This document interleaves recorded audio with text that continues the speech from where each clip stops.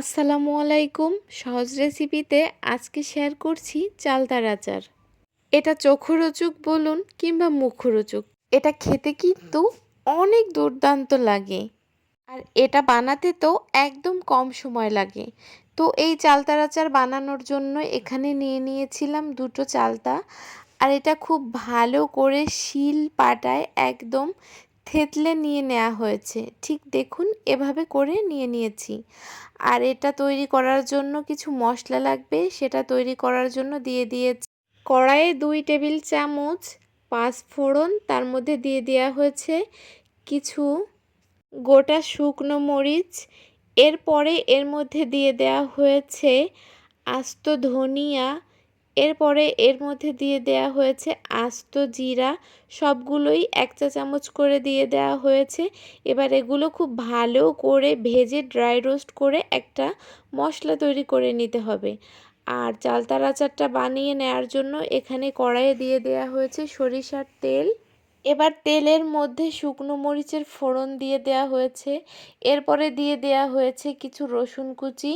পরে এর মধ্যে দিয়ে দেওয়া হয়েছে রসুন বাটা, জিরা বাটা আর বেশ খানিকটা আদা বাটা। তারপরে দিয়ে দেওয়া হয়েছে এর মধ্যে হলুদ গুঁড়ো আর শুকনো মরিচের গুঁড়ো, পরিমাণ মতো লবণ আর কিছুটা সরিষা বাটা।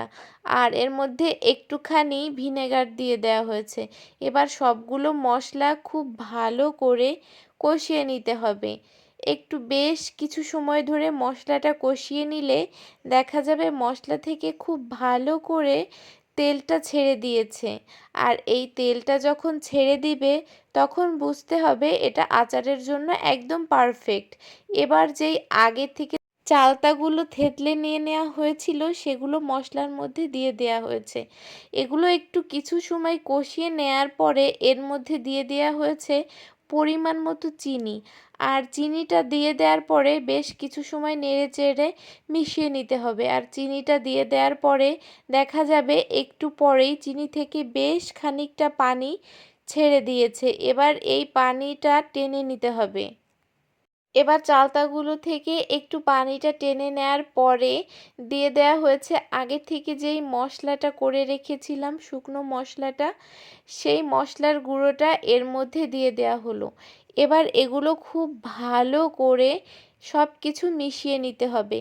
বেশ খানিকটা সময় ধরে এই চালতার আচারটা একটু রান্না করে নিতে হবে।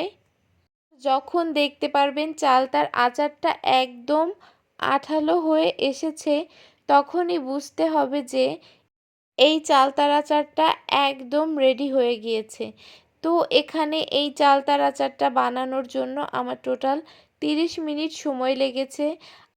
আর এই আচারটা বানানোর সময় অবশ্যই একটু পরপরই এটা নেড়েচেড়ে মিশিয়ে দিতে হবে যেন নিচ থেকে না লেগে যায়। আর এই তো দেখুন কত সহজে এই লোভনীয় চালতার আচারটা তৈরি হয়ে গিয়েছে। আজকের এই আচারের রেসিপি আপনাদের কাছে কেমন লেগেছে অবশ্যই সেটা জানাতে ভুলবেন না। আর ভিডিওটি ভালো লাগলে অবশ্যই লাইক, কমেন্ট এবং শেয়ার দিয়ে পাশে থাকবেন। দেখা হবে অন্য কোনো রেসিপিতে আপনাদের সঙ্গে। সবাই ভালো থাকবেন। আল্লাহ হাফেজ।